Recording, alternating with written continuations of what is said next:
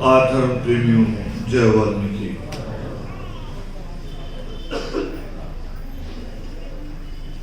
बहुत कम अवसर होते हैं हमारे लिए जब हम लोग या हम लोगों को इस तरह से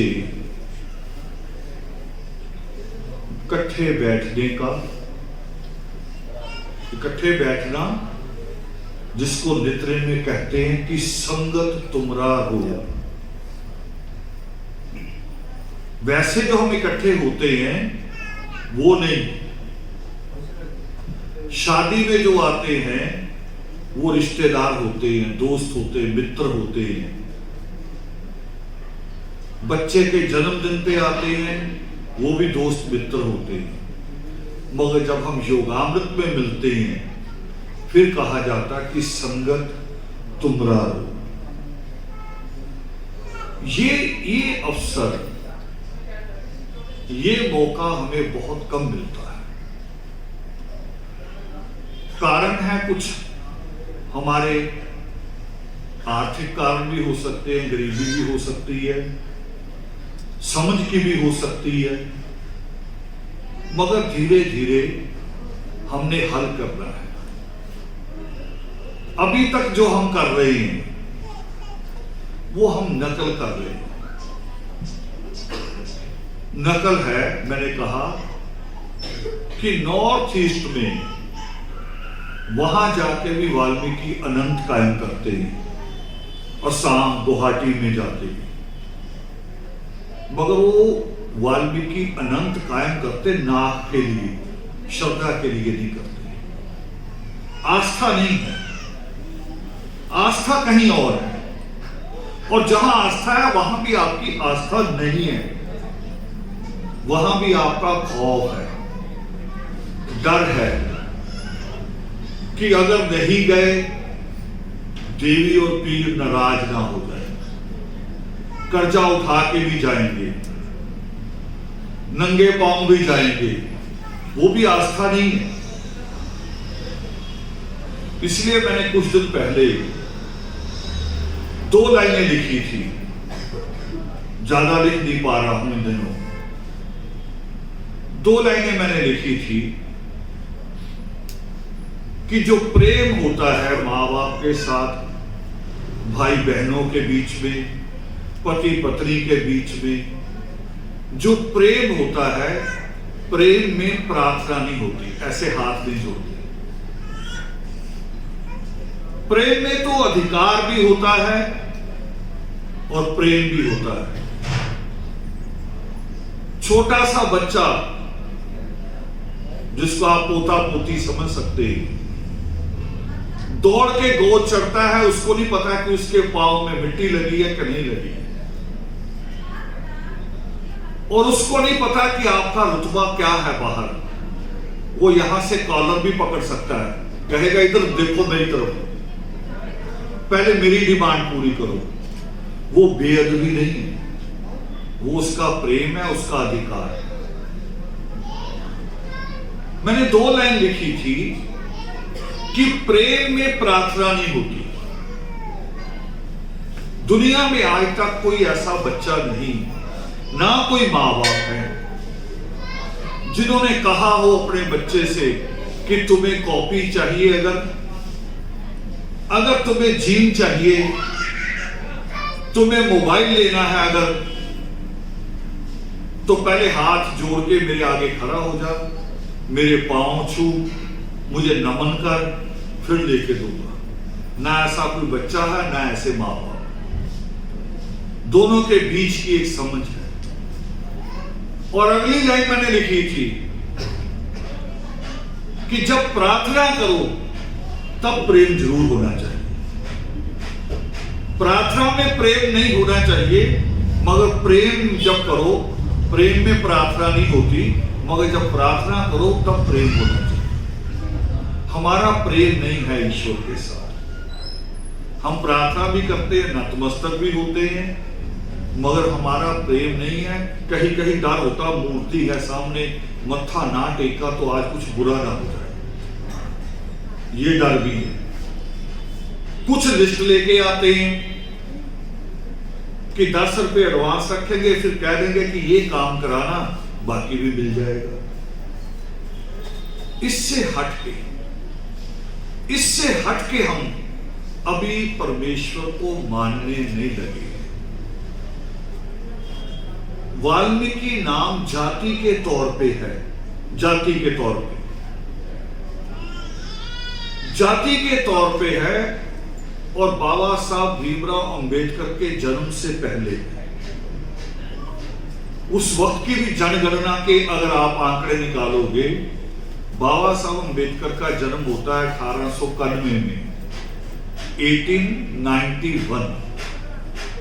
मगर आप 1861 के 30 साल पहले के आंकड़े भी निकालोगे तो भी वाल्मीकि नाम पंजाब में नहीं, केवल पंजाब में नहीं, पूरे भारत की स्टेटों में मिलेगा। भी कितनी पॉपुलेशन थी, वही जाति के तौर पे हमने रखा हुआ है। और कारण क्या है? मैंने शुरू में कही एक छोटी सी बात कि हमारी गरीबी भी कारण हो सकता है, हमारी नासमझी भी हो सकता है। सिख का बच्चा 10 के 10 गुरुओं के नाम जानता है। हमारा बच्चा, और हमारा बच्चा ही नहीं, जो मंदिर का प्रधान होगा, जो वाल्मीकि सभा का प्रधान हो, वो वाल्मीकि शब्द शुद्ध नहीं लिख सकता। और मुझे तो अजीबो गरीब अनुभव है 40 साल की, मगर मैं उनको यही कह के छोड़ता हूं हमेशा कि जब सिखाया नहीं तो फिर गलती कैसे? जब सिखाया ही नहीं किसी ने तो गलती कैसे हो सकती है? गलती तो तब होती है जब आप बच्चे को 4 बार कहो कि इस तार को नहीं छूना, उसके बाद वो छुए, फिर गलती है। जब सिखाया ही नहीं किसी ने। हमारे संत आए, हमारे संत तो आज भी, जब बहुत मीडिया हो गया, बहुत प्रचार हो गया, ये जो मोबाइल है इसके ऊपर ही कितने साधन हो गए, व्हाट्सएप है, फेसबुक है, इंस्टाग्राम है, यूट्यूब है, और बहुत सारी चीजें हैं। जब इतने साधन हो गए तब भी हमारे संत या तो ये आपके गले में पहनी हुई योग माला ना देख ले, या आप पहले जय वाल्मीकि ना बोल दें, तब तक हमारे संत जय वाल्मीकि नहीं बोलते, कुछ और ही बोलते हैं। कोई कहता आदेश, कोई कहता वही एक क्या, कोई परिभाषा नहीं, कोई पहचान नहीं, कोई आइडेंटिफिकेशन नहीं, बीच में गोलमोल हो गया सारा कुछ। आज मैं उस सवाल पे बात करने लगा हूं आपके साथ, जो सवाल सबसे ज्यादा इस कौम में लोग उठाते हैं, सबसे ज्यादा दिमाग में डाल दिया। कभी कभी सवाल हमें पता नहीं होते कि सवाल मेरा है या किसी ने जबरी डाल दिया दिमाग में, कोई बाहर से भी भ्रमित कर देता है। सवाल डाल दिया कि वाल्मीकि कौम में एकता नहीं, इनके बहुत सारे संगठन हैं, और यही बात मुझे कई लोग कहते हैं, दूसरे भी कहते हैं, दूसरे अपनी चाल से कहते हैं, मगर मेरी कौम कहे। तो मैंने एक हल्की सी मिसाल दी लोगों को कि मेरी कौम तो ऐसी है कि अगर पता चल जाए कि अभी चौक में, कोचर मार्केट के चौक में हमारे बच्चे लड़ पड़े दो, ये तो ये भी नहीं पूछती भी क्यों लड़े, सारे लड़ने चले गए सिर्फ हमारे एक शब्द से कि हमारे हैं। मैंने इस पे भी कहना शुरू किया कि ये थोड़ा सा इस पे भी गौर करनी शुरू करो भी कौन क्यों लड़ रहा है, उसके लड़ने में कोई कौम का मुद्दा शामिल है, कोई वाल्मीकि धर्म की चिंता शामिल है, या वो अपनी आवारागर्दी में लड़ रहा है। ऐसी लड़ाई तो रोज हो जाती है, अचानक हो जाती है। कोई मोटरसाइकिल, बाइक, कार आपस में रोज टकराते रहते, इतना ट्रैफिक वाला शहर है, टकराते ही रहते हैं। आप लड़ना चाहो तो 10 बार लड़ सकते हो लुधियाना में, और टालना चाहो तो एक स्माइल से टल जाती है। एक स्माइल और थोड़ा सा ऐसे कर दो भी हाँ कोई नहीं, होगी, गलती हो गई होगी, लड़ाई टल जाती है। और लड़ो तो एक विद्वान ने कहा है जो हमें याद रखनी चाहिए बात। एक विद्वान ने कहा कि लम्हा होता है कि बस 1 सेकंड से भी छोटा, लम्हों ने खता की, सदियों ने सजा पाई।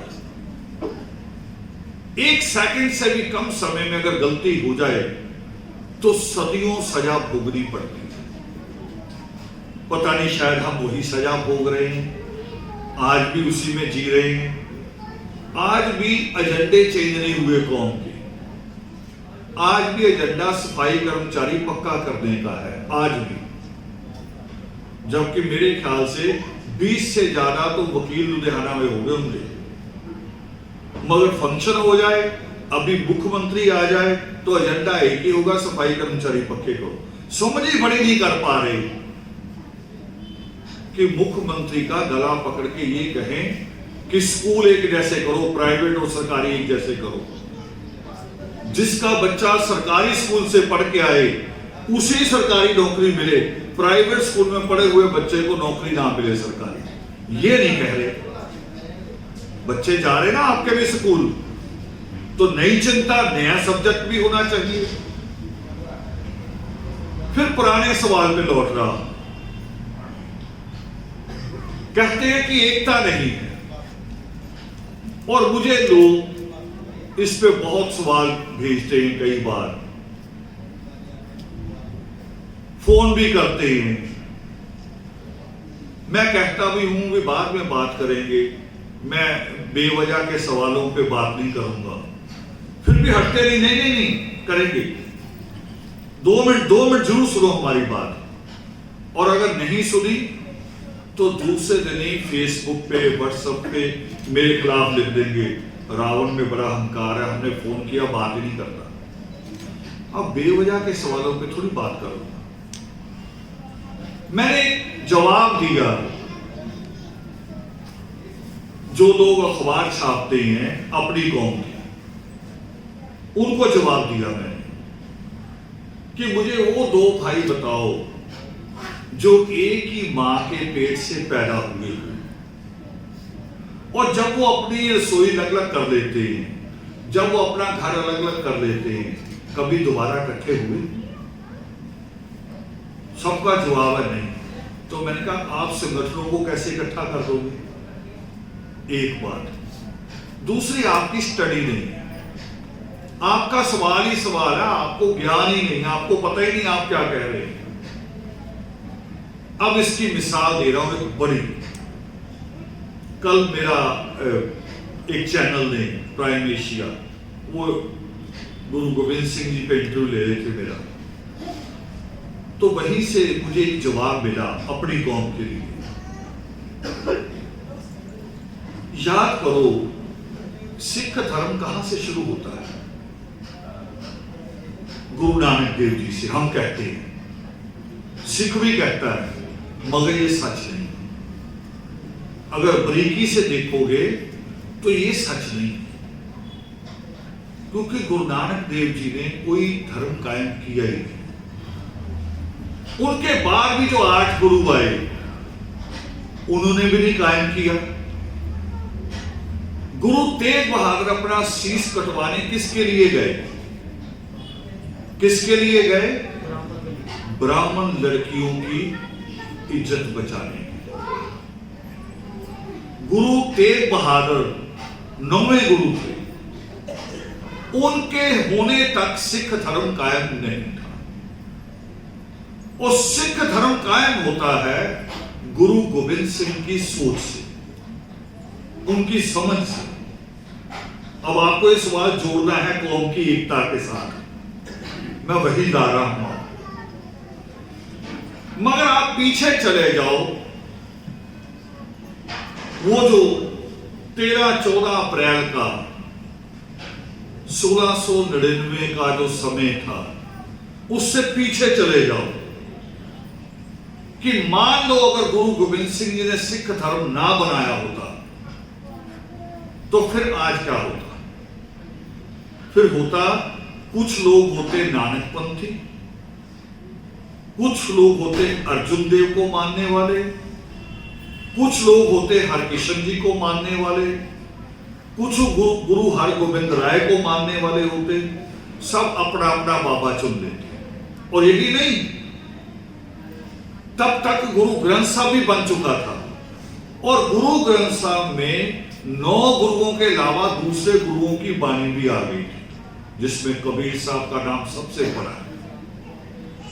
कबीर साहब, नामदेव, पीपा जी, ये सबकी बानी उसमें शामिल हुई। बुल्ले शाह और फरीद की बानी भी शामिल हुई। अगर गुरु गोविंद सिंह सिक्खी ना कायम करते तो फरीद वाले अलग होते, कबीर वाले अलग होते। जैसे हमारी कौम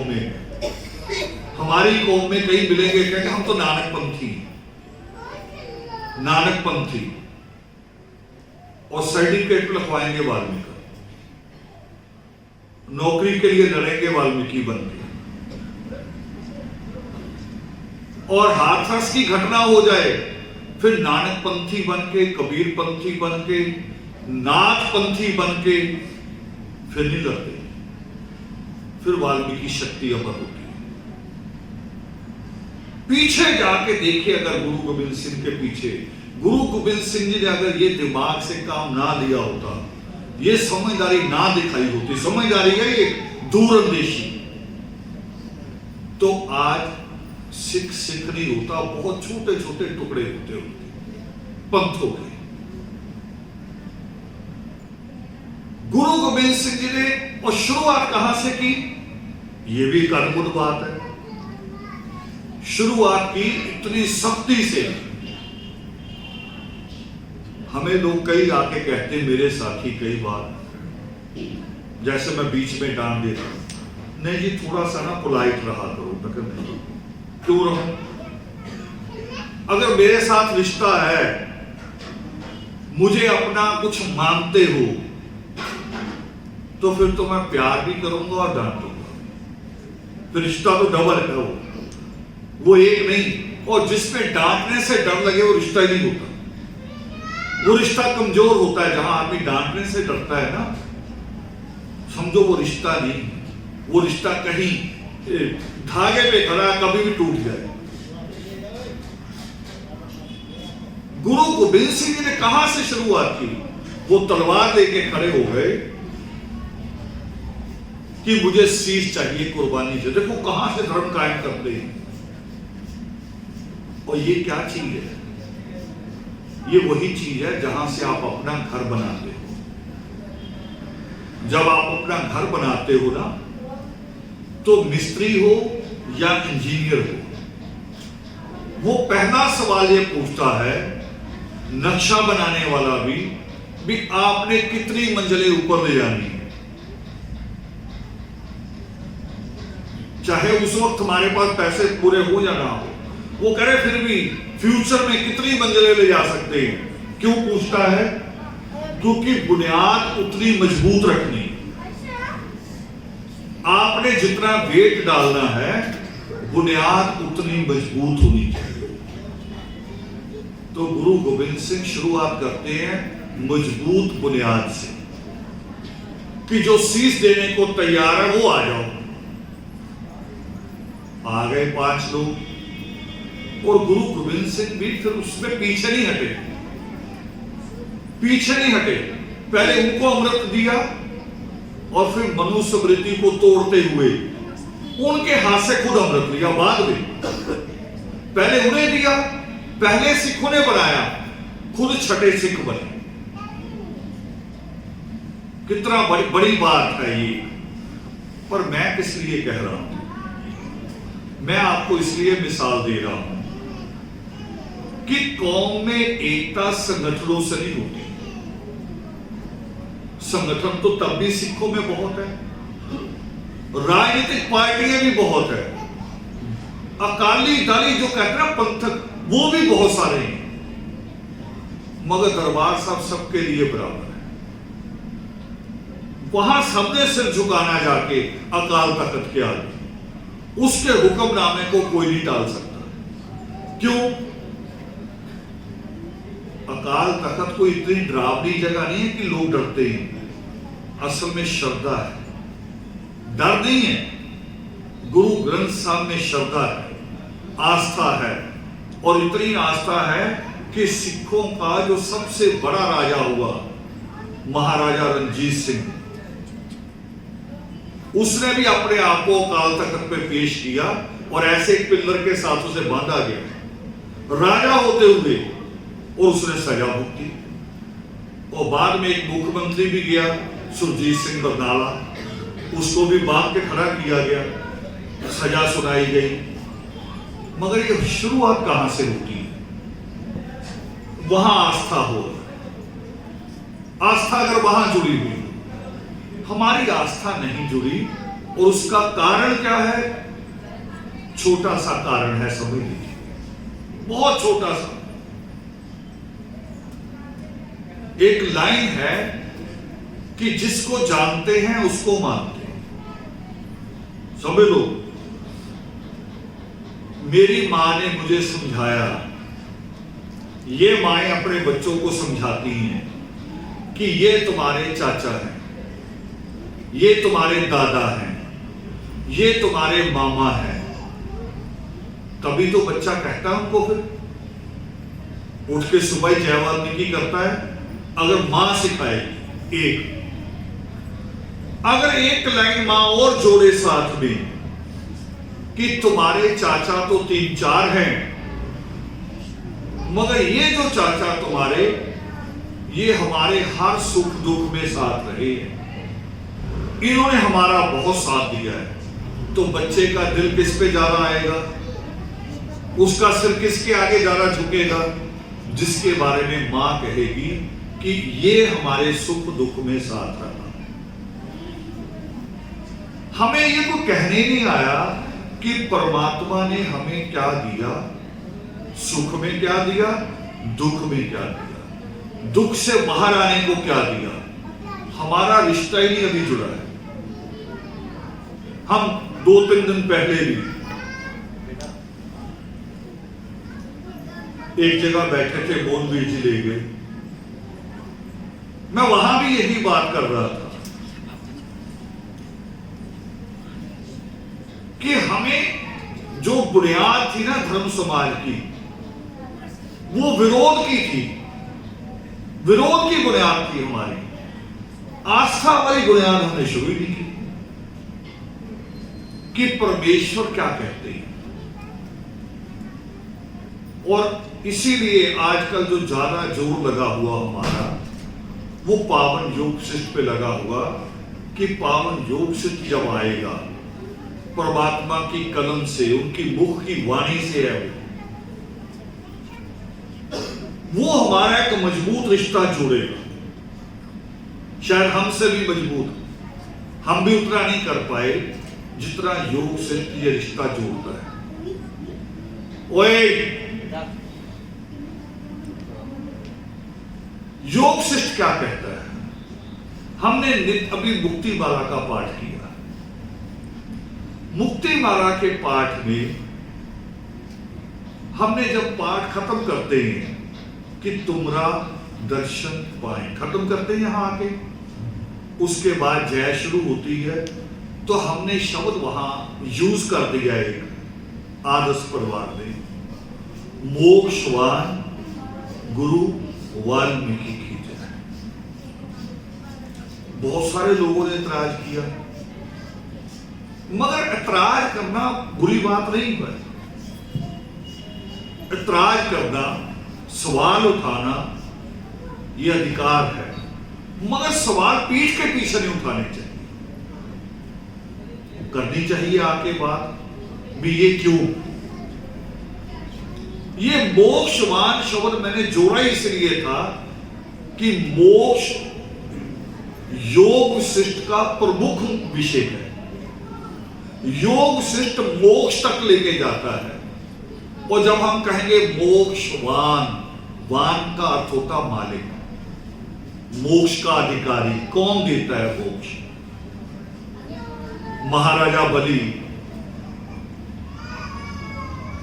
महामुनि शुक्राचार्य के पास जाते हैं। वो कह रहे बहुत लड़ाइयां लड़ ली, बहुत बड़ा राज कायम कर लिया। महात्मा रावण से बड़ा राज था उनका। महात्मा रावण तो लंका तक सीमित थे, भारत में नहीं अभी वो आए थे।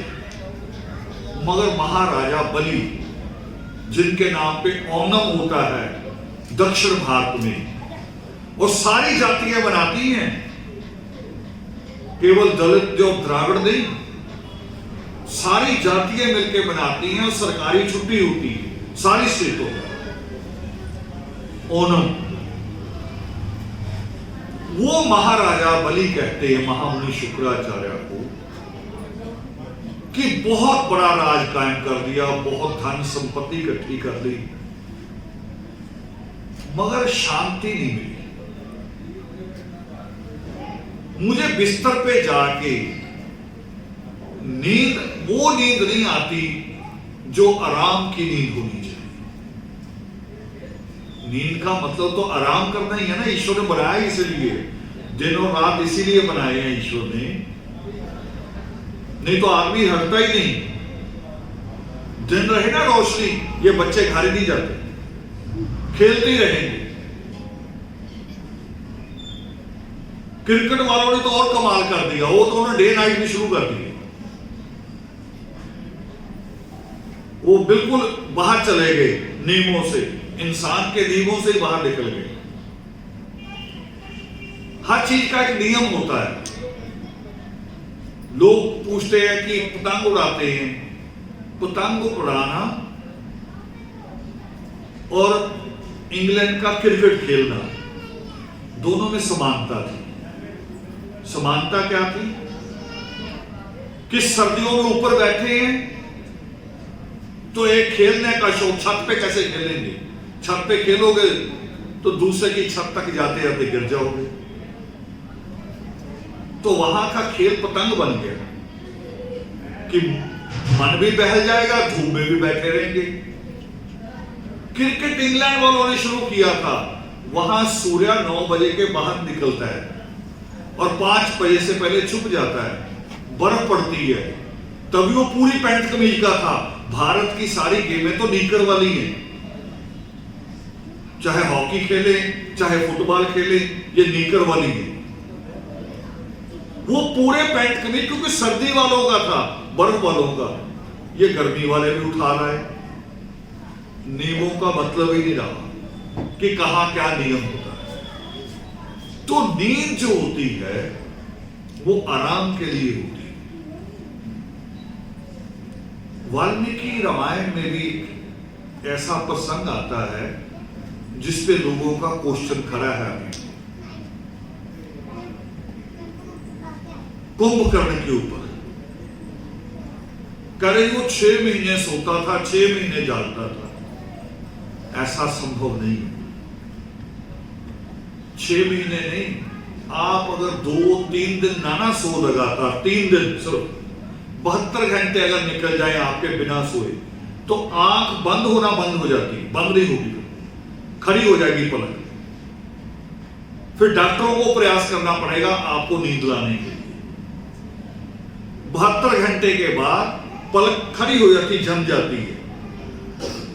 और सारे अंग ऐसे, सारे अंगों का यही हाल है।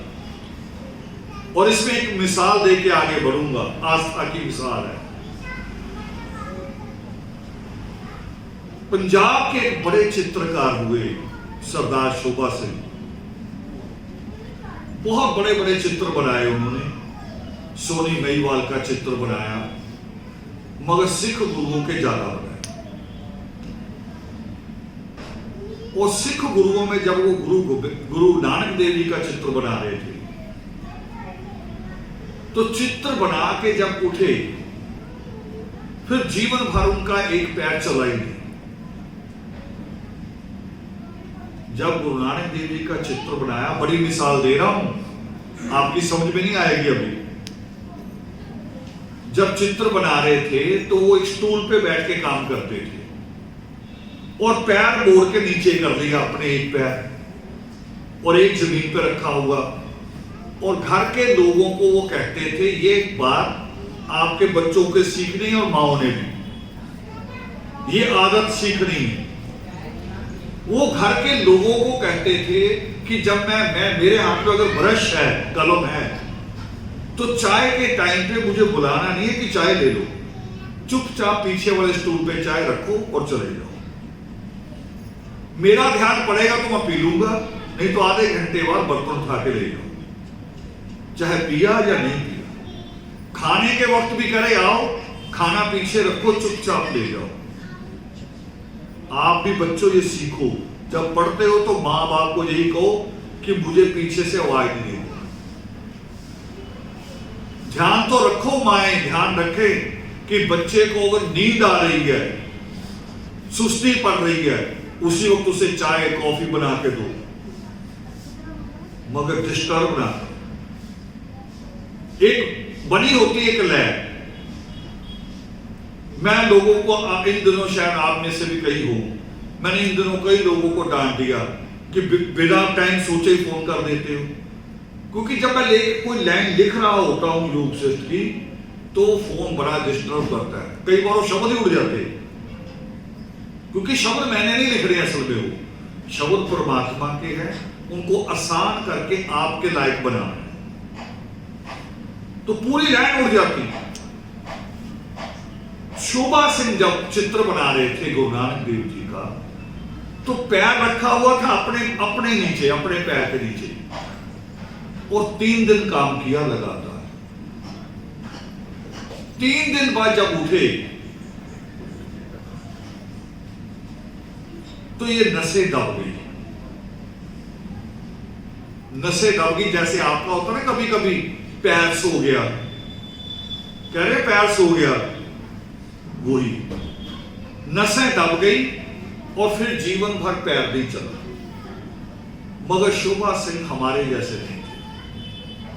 हम होते तो 100 परमात्मा को शिकायतें करते कि मैं तो तेरा चित्र बना रहा था और तूने मेरा पैर ले लिया। शोभा सिंह को जब ये बात पूछी, और किसने पूछी, वो भी एक बड़ी शख्सियत ने, अमृता प्रीतम ने। अमृता प्रीतम ने जब पूछा कि ये पांव पहले तो ठीक था, पहले तो शोभा सिंह ने जवाब मजाक में दिया। वो कह रहा लॉर्ड बायरन बन गया, इंग्लैंड के कवि हुए लॉर्ड बायरन। वो बचपन में पोलियो था, मगर कवि इतना मशहूर था वो कि कॉलेज के जो बच्चे थे ना, जैसे हेयर स्टाइल चुनते किसी हीरो का, उस वक्त इंग्लैंड के बच्चों ने बायरन का चलने का स्टाइल चुन लिया, लगड़ा के चलने लग पड़े, इतना मशहूर था वो। वो कह रहे मैं भी लॉर्ड बायरन बन गया हूं। जब पूरे इंग्लैंड के अंग्रेज बच्चे उसकी नकल कर सकते हैं। फिर जब गंभीर बात हुई तो उसने एक जवाब दिया जो आप भी समझिए। सुख हो या दुख हो, हमें लगते हैं दुख कि ईश्वर ने गलत दिया, कहते हैं, मगर वो कभी गलत नहीं देता। हम गलत मांग सकते हैं, मगर वो गलत दे नहीं सकता। जैसे हमारे माँ बाप, मैं अभी तार की बात कह रहा था ना, ये बच्चा कह सकता है कि तार मुझे पकड़ाओ, मगर माँ बाप पकड़ा सकते हैं? लाइट बंद भी हो तो भी नहीं पकड़ाएंगे, रोकेंगे। आप चाय पी रहे हैं, बच्चा आके चाय के कप में हाथ डाल देता है,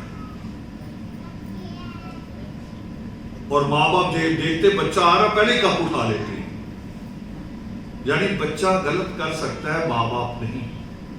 हम गलत मांग सकते हैं, वो ईश्वर गलत दे नहीं सकता। हम करते हैं, जब दुख आता है तो हम कहते हैं कि ईश्वर ने ये क्यों किया। और मैं आप में कोई महान नहीं हूं, मैं भी विचलित हो जाता हूं दुख के समय। कई बार ईश्वर के सामने बैठ के भी लड़ता हूं कि ये क्यों किया, पर फिर सोचता हूं कि उसका फैसला ही सही होगा। जैसे वो जो लोग शतरंज खेलते हैं ना, शतरंज, या बाहर बैठे लोग ताश वाले, यहां बहुत बैठते पार्क में ताश खेलते हैं, या क्रिकेट खेलते हैं, उसमें भी समझ लो मिसाल, सब जगह है ये मिसाल। कभी कभी बॉलर जो है ना, बॉलर जानबूझ के गलत बॉल कर देता है, कमजोर बॉल करता है, तो बैट्समैन को समझ में नहीं आता, वो सोचता मारो सिक्सर, मार अगली बार में उसकी विकेट निकल जाती है। वो मौका देता है जानबूझ के कि पहली कमजोर दूंगा, इसको विचलित करूंगा, अगली बार निकाल दूंगा। अगर बॉलर के पास अगली बॉल तक का ज्ञान है तो ईश्वर के पास, उनको तो हम कहते हैं त्रिकालदर्शी, उसके पास तो तीनों कालों का ज्ञान है। जो बीत गया, जो चल रहा, जो आएगा, वो तीनों कालों का ज्ञाता है। तो हम गलत मांग सकते हैं, वो गलत दे नहीं सकता। फिर क्या कहते हैं सरदार शोभा सिंह, वो कह रहे ये सर्टिफिकेट है, ये पांव जो खराब हुआ, ये सर्टिफिकेट है मेरी आस्था का, कि मैंने जब गुरु नानक देव जी का चित्र बनाया तो 3 दिन मैंने ना पानी पिया, ना रोटी खाई, ना मैं सीट से उठा। मैंने 3 दिन लगातार काम किया और ये पांव मेरा डेड हो गया। अगर ये ना डेड होता तो मेरे पास तो सबूत ही नहीं था लोगों को बताने का कि मेरी आस्था कितनी मजबूत है। देखो, उसने उस बात को पॉजिटिव लिया, आशावादी लिया, वो निराशा में नहीं गया। मगर हम तो अभी आस्था में नहीं आए ईश्वर। तो हम चल कहां रहे थे अभी? कुंभकर्ण की बात। महाराजा बलि कहते कि नींद अच्छी नहीं आई। तो कुंभकर्ण की कहानी है कि 6 महीने सोता रहता था, 6 महीने कोई नहीं सोता, ना कोई 6 महीने जागता है। यह विधान ही ईश्वर का है। अगर चलो आदमी तो अपना नियम बना सकता है, आप भी बना भी लेता है। कई लोग नाइट ड्यूटी करने वाले वो भी नियम बनाते हैं, मगर ये तो नेचुरल नियम है ना कि सारे पशु पक्षी भी रात को शांत हो जाते हैं।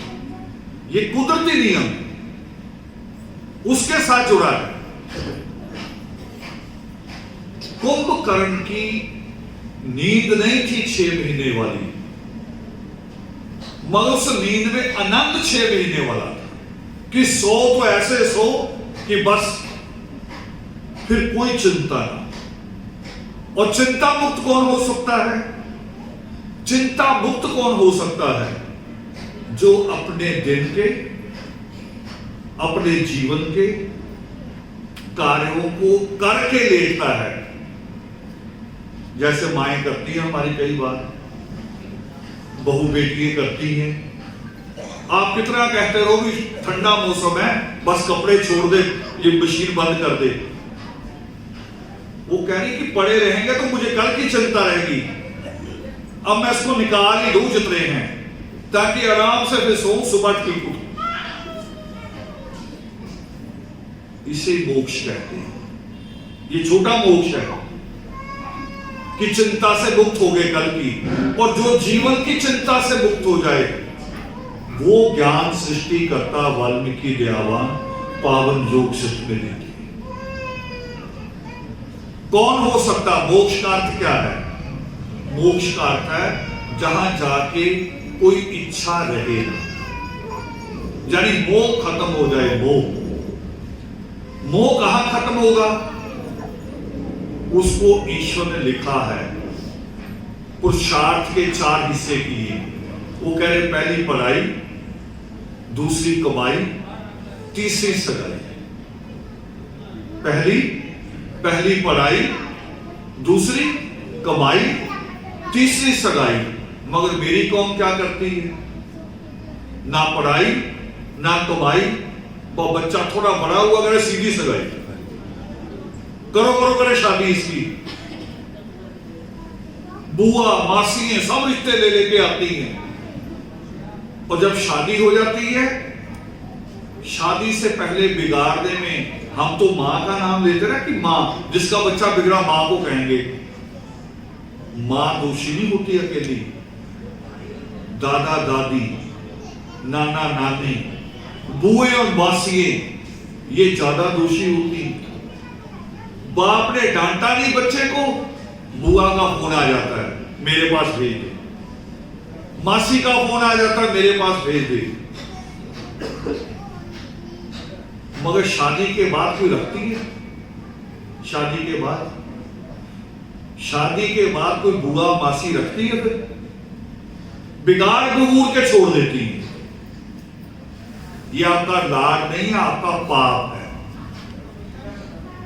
इसलिए मैंने कहा कई बार सब्जेक्ट पे बोला हूं कि हमें पाप और पुण्य का पता नहीं। अभी पाप और पुण्य क्या है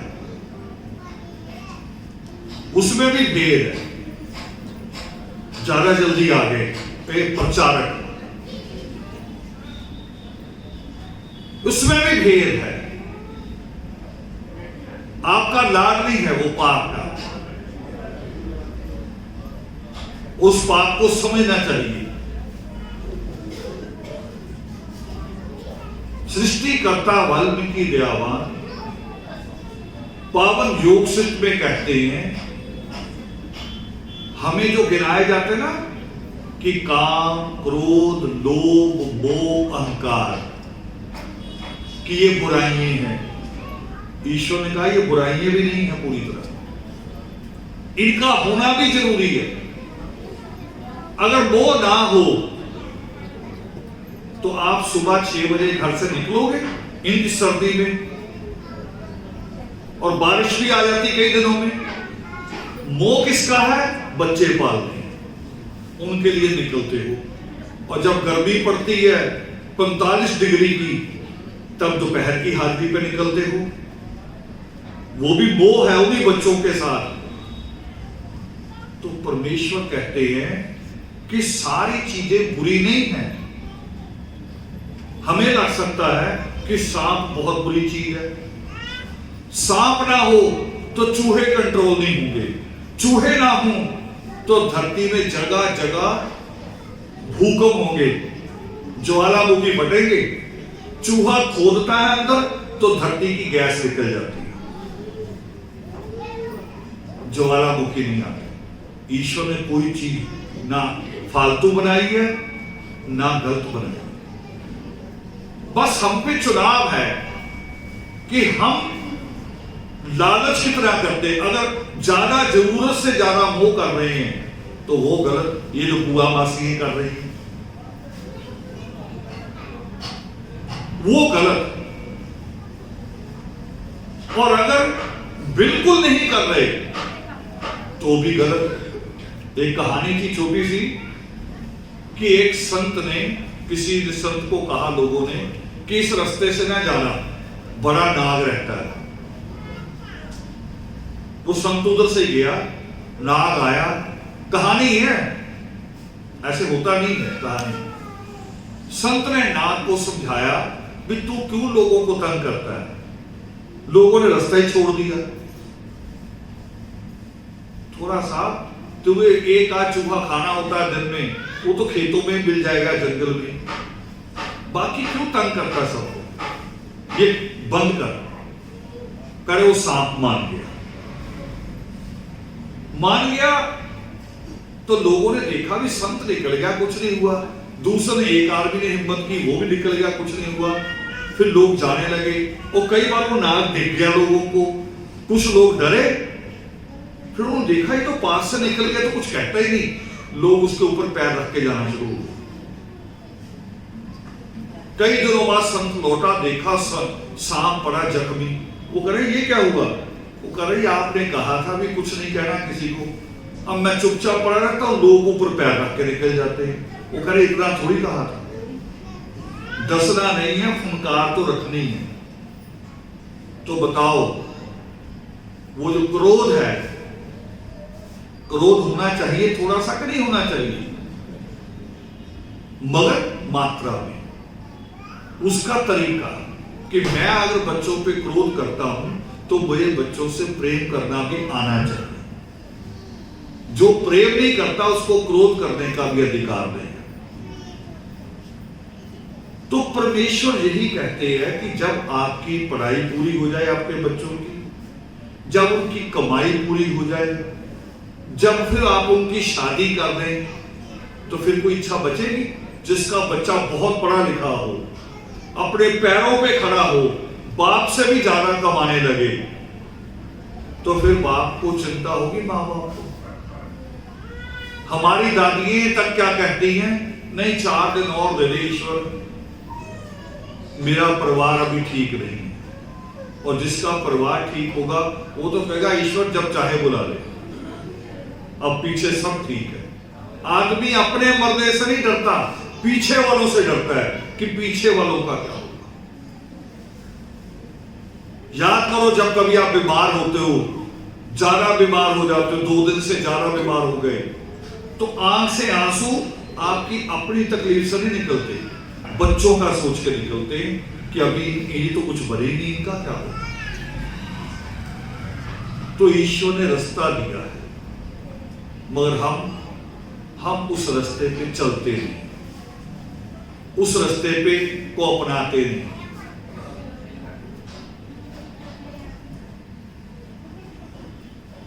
तो मैं जो सब्जेक्ट मैंने चुना था, उसी सब्जेक्ट में चलते चलते बीच में मैं पावन योग शिष्ट तक आया। सब्जेक्ट मैंने ये कहा था कि कौम में एकता। तो गुरु गोबिंद सिंह जी ने कैसे कायम की? सिख धर्म कायम करके सबको समेट लिया उसने। 10 गुरुओं को ही नहीं, और भी संतों को, बड़े बड़े विद्वानों को, उन सबकी वाणी को जिस गुरु ग्रंथ साहब में रखा, उसे कहा भी यही अब गुरु। हमें भी यही करना है, परमेश्वर की प्रतिमा हो और परमेश्वर का लिखा हुआ पावन योग सिद्ध हो। हमें अपना ईमान वहां लाना है, अपना ईमान। हम वहां नहीं है, इस कारण भी हम अलग अलग है। हम संगठनों से अलग नहीं है केवल, हम तो और तरीके से भी अलग है। अभी एक बेटी का मुझे आया मैसेज, उसके माँ बाप का, लड़की पीसीएस हुई, माँ बाप ने कहा जी रिश्ता देख लो। लड़की यूपी की थी, मैंने रिश्ता खोज लिया हरियाणा में। एक ही बीच में लाइन, सिर्फ एक लाइन से रिश्ता नहीं हुआ। करे नहीं कि हमें उनके रिवाज नहीं समझ में आते। दोनों ही कह रहे हैं। और जिस दिन सिख के तरह, सिख का ईमान जैसे भी शादी होनी है तो गुरु ग्रंथ साहब रखा जाएगा, अनंत कार्य होगा। जिस दिन हम पावन योग शिष्ट पे सारे आ गए तो कौम में एकता हो जाएगी कि नहीं हो जाएगी? फिर ये लाइनें आएंगी कि हमें उधर नहीं करना, हमें इधर नहीं करना। ये तो मैंने दूर की मिसाल दे दी ना, पंजाब के अंदर है। लुधियाना से 80 किलोमीटर, 80 से भी कम है संगरूर। अमृतसर 150 किलोमीटर है, 150 किलोमीटर पे रिश्ता कर देंगे, संगरूर नहीं करेंगे कि नहीं उनके रिवाज कुछ हो रहा है। बड़ी अजीब बात। संगरूर से भी नजदीक है मोगा, मोगा से रिश्तेदारी नहीं जोड़ेंगे, करें अलग है, उनके रिवाज अलग है, हमारे अलग। ये रिवाज कौन खत्म करेगा? ये धारणाएं कौन खत्म करेगा? हमारा धर्म एक कौन बनाएगा? पावन योग शिष्ट, परमात्मा की वो कर्म जो दैत्याराज थे, उनको दैत्याराज कहते, महाराजा बलि को। वो द्रविड़ियन थे और भारद्वाज कौन था? ब्रह्मा का पोता, आर्यन। मगर परमेश्वर ने योग शिष्ट का ज्ञान दोनों को दिया, दोनों को बराबर दिया, दोनों का ईमान एक जगह कर दिया। तो हमारा ईमान भी एक जगह पावन योग शिष्ट के द्वारा है। मगर थोड़ा सा अजीब लगता है मुझे, क्योंकि हमने थोड़ा ज्यादा ही बोल दिया योग शिष्ट योग शिष्ट। और देख क्या रहा हूं, रात में मुझे जसप्रीत मैदानों का फोन आ रहा था ऑस्ट्रिया से, बड़ी लंबी बात हुई उसने मेरे से।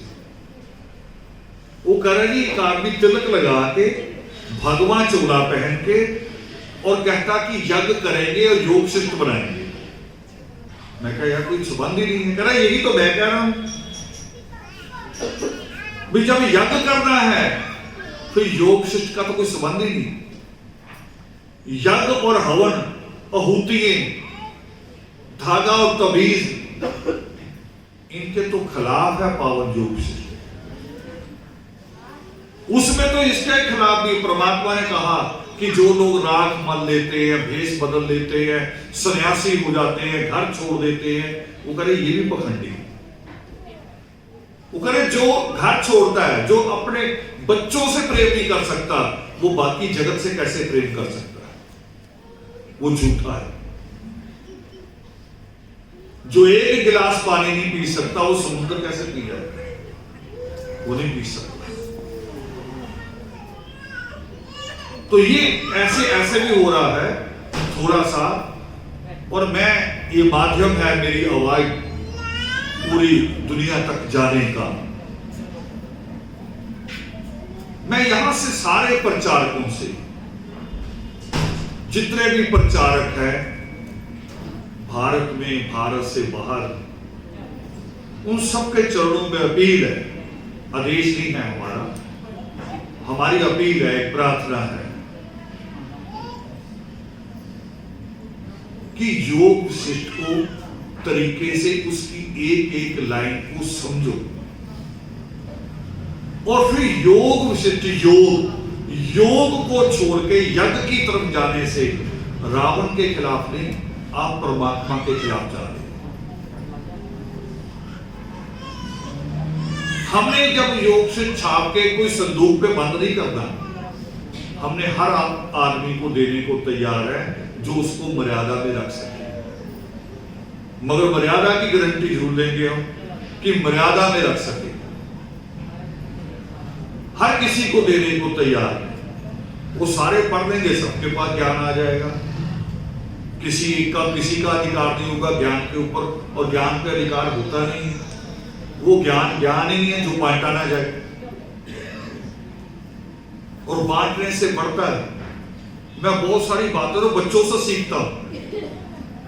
मैं तो अभी बताया, रात एक इंटरव्यू था, उसमें से सीखा मैंने। मेरे दिमाग में आया, मैं कहा हाँ, अगर गुरु गोविंद सिंह उस दिन सिक्खी कायम ना करते तो सिख पंथ कम से कम 10 हिस्सों में तो होता है। 10 गुरुओं के नाम पे तो जरूर अलग अलग होता, और बाकी जो नाम है वो भी है। तो रोज सीखने को मिलता है, रोज समझने को मिलता है। अब मैं बात अपनी समाप्त करूंगा। छोटी सी बातें मैंने लास्ट कहनी है, और पाठ भी करेंगे।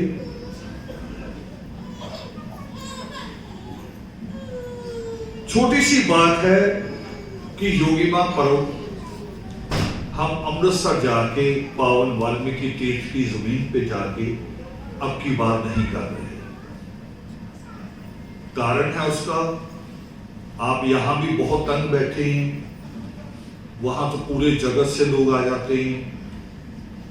लाखों लोगों को बिठाना, और 4 आदमी भी उसमें अगर ऐसे आ जाए, क्योंकि ये एक इस तरह की बीमारी है कि मुझे नहीं पता कि मुझे है। वो जब सिम्टम बाहर आते हैं 4-5 दिन बाद, तब पता चलता है। 40 साल लगाए हैं हमने इस परिवार को जोड़ने। तो इस लालच से कि एक बार नहीं करेंगे कहीं पीछे ना चले जाएं, ये पीछे आगे की दौड़ तो धर्म में होती है। इस काम नहीं कर रहे, मगर नहीं कर रहे पर घरों में आप उसी तरह से पाठ भी करोगे, वही मर्यादा भी रहेगी, प्रसाद भी बनेगा घरों में। तो मैं पूरे विश्व से अपील करूंगा कि उन्नति मोक्ष से, उन्नति मोक्ष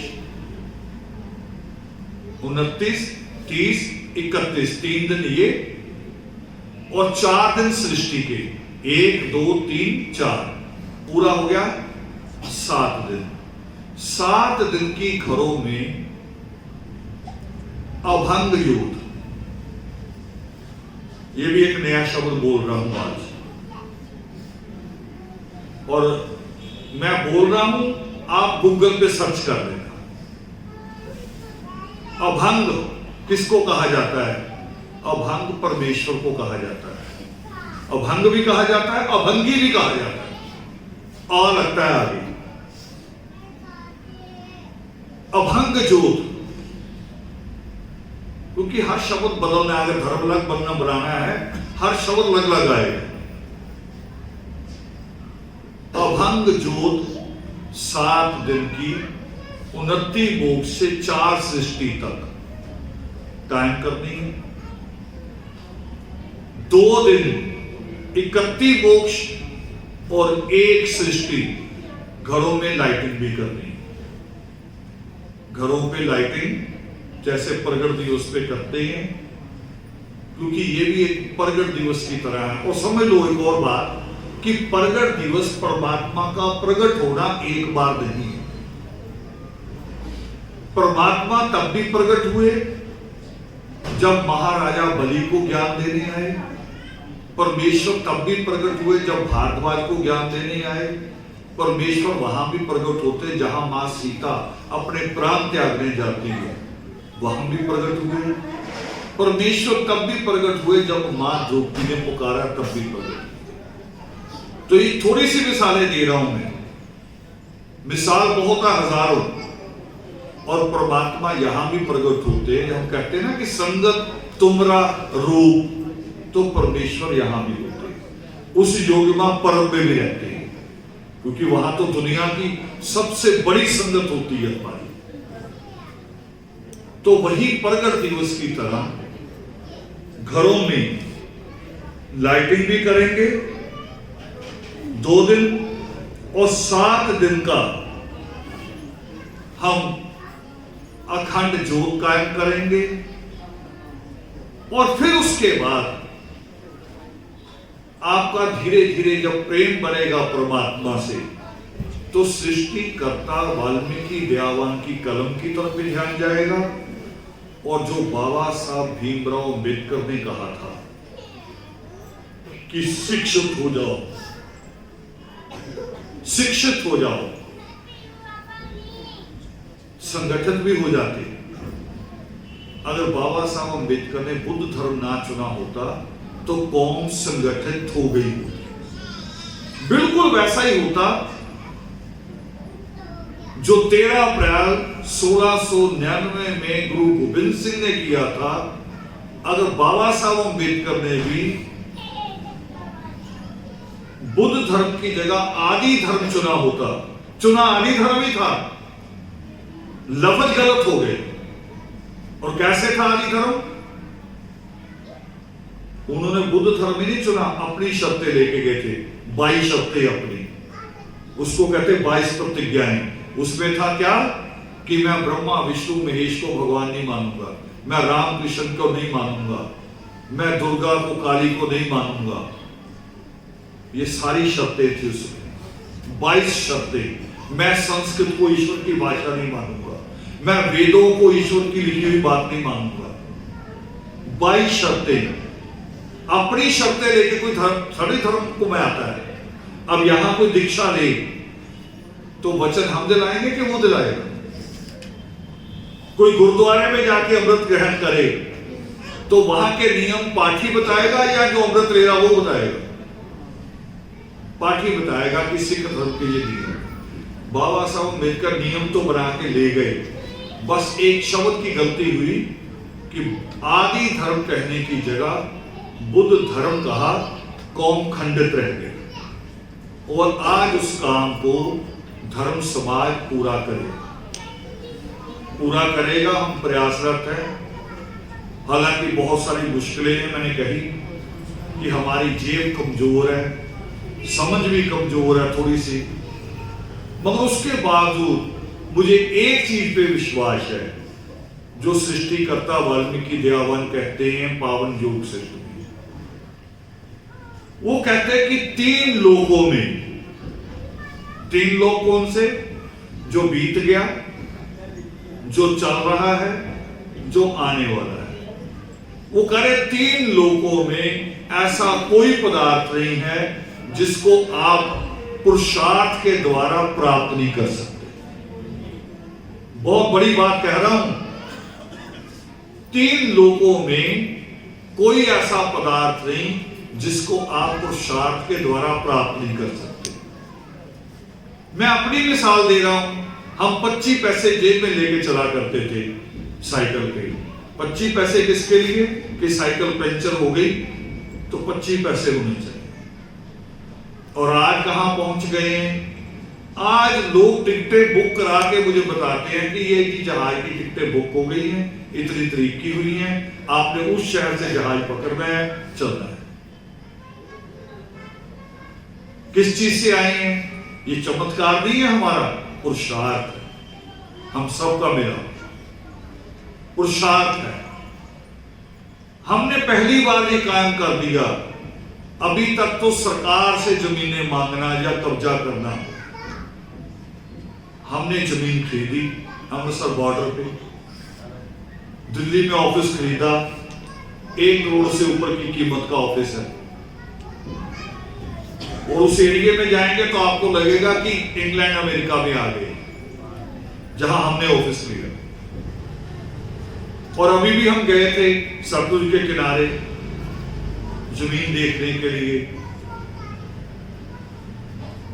पैसा नहीं है, पैसा भी योग सिद्ध के लिए भी नहीं है, मगर इरादा मजबूत है।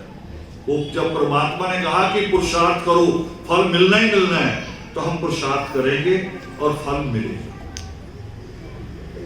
तो पाठ करेंगे आज प्रचेतावार का,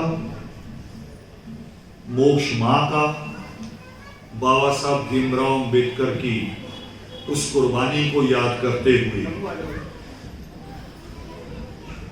फिर दोबारा से वैसे ही बैठेंगे। पालकी मार लो बेटे, उल्टा हाथ नीचे, सीधा हाथ ऊपर, ओए अंगूठे जोड़ देने हैं। जो बोले सो निर्भय,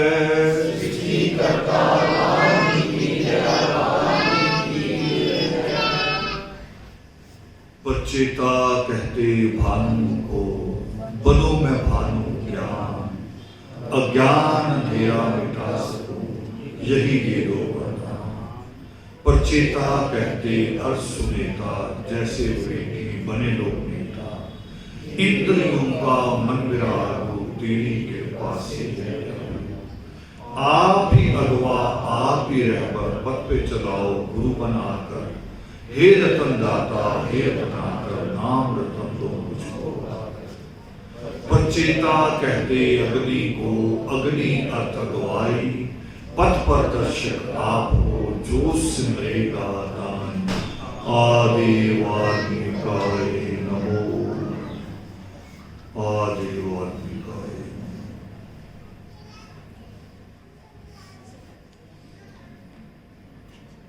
हम मोक्ष का पाठ करना। मोक्ष का क्या अर्थ है? अर्थ मोह का नाश, ये वर पाने भादवाज गए ब्रह्मा के पास।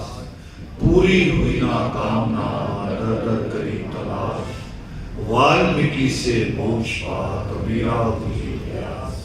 अरिष्ट नेमी जनन को, द्रोपदी हुआ एहसास। मतंग मुनि शबरी के संग, मोक्ष की 12 माही मोक्ष है, हर समय करो अरदास, इसमा चले अम्बेडकर मोक्ष दाता के पास। आदेव आदेव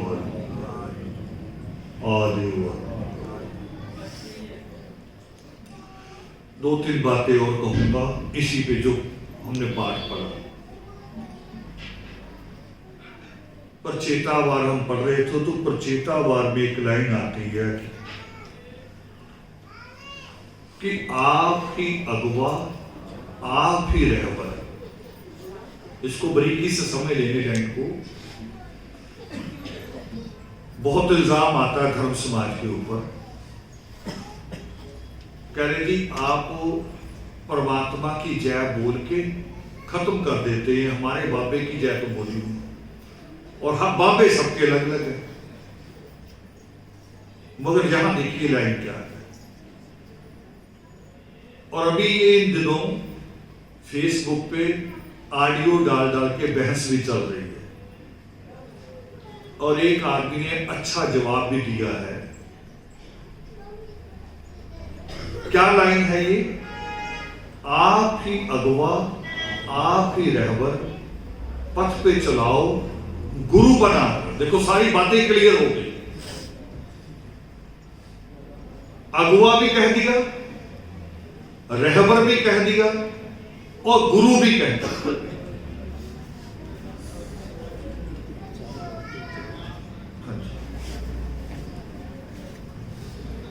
कि गुरु भी वही है,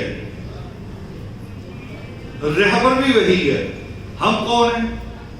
हम तो डाकिए की तरह है। जैसा डाकिया चिट्ठी देने आता है, चिट्ठी डाकिए की होती है, चिट्ठी बेटी की होती है, दे जाते मां बाप को, डाकिया तो बीच में बांटने वाला है। हम कौन है? हम प्रचारक हैं, उसी की बात को लेके आगे प्रचारित कर देते हैं। हम ना रहबर हैं, हम ना अगुआ है, हम ना गुरु। फिर भी एक लाइन हमने रखी हुई है कि आदि धर्म के सभी महापुरुषों की रखी हुई है ना। वो महामुनि शुक्राचार्य से लेके बाबा खाकशाह जी तक जितने भी रहबर हुए हैं, उन सबकी जय हम एक लाइन में बोल देते हैं। मुझे दुबई कुछ लोगों ने एक जगह ले गए और फिर बैठ गए, जैसे घेर के बैठना होता है, कि आप जी हमारे गुरु की जय नहीं बोलते। मैं कहा कौन गुरु बताओ, अभी बोल देता हूं।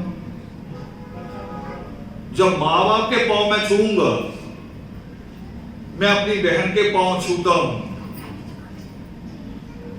तो जो गुरु रहा, प्रचारक रहा, उसके भी छू लूंगा। बताओ, उन्होंने एक नाम बता दिया कि आप इनकी जय नहीं बोलते।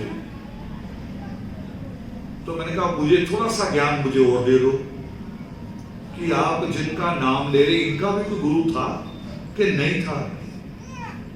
करे था। तो मैंने कहा इनके गुरु का भी कोई गुरु था? करे वो भी था। तो मैंने कहा वो बहुत बुरे आदमी होंगे दोनों? करे जी ये किसने कहा आपको? तो मैंने कहा आप उनकी जय तो बोलते नहीं, एक नाम ले लेते हैं, गुरु के गुरु, गुरु के गुरु, गुरु के गुरु। अगर ये सारा करने लगेंगे तो जो परमेश्वर ने कहा हमें, जो नित्य में हमें आदेश मिला है कि मधु का अर्थ सुरा है, सुरा नाम की दो, नाम नशा निश दिन रहे, काज जगत भी। कि जगत के काम भी हमने करने हैं, अपने बच्चे भी पालने हैं, बच्चों को इस लायक भी बनाना है कि बच्चे वाल्मीकि कहलाने के लायक हो जाए। तो अगर गुरुओं की सीढ़ी गिनता रहूंगा, और फिर मैं कह सब अपने अपने क्षेत्रों के गुरु हैं। आपका इधर अलग गुरु है, हरियाणा में 2-3 गुरु और हैं, पंजाब में 2-3 गुरु और हैं, तो सबके गुरु अलग अलग। तो जब हमने एक लाइन बना दी कि सारे महापुरुषों की जय, तो हमने बात खत्म कर दी। आप अपने वाला भी गिन लिया करो बीच में। जय बुलवाने में इतना ही लालच ये लालच नहीं होना चाहिए। तो धर्म इसलिए भी बटा, अभी मुझे लोगों ने बताया पाकिस्तान में एक हिस्सा है हैदराबाद, पाकिस्तान में भी है हैदराबाद, गुजरात की साइड से लगता है, सिंध की तरफ से। वहां इतनी बड़ी बस्ती है हमारी, शायद इंडिया में भी ना हो इतनी बड़ी, एक ही बस्ती में 30,000 की आबादी, 30,000 एक बस्ती में।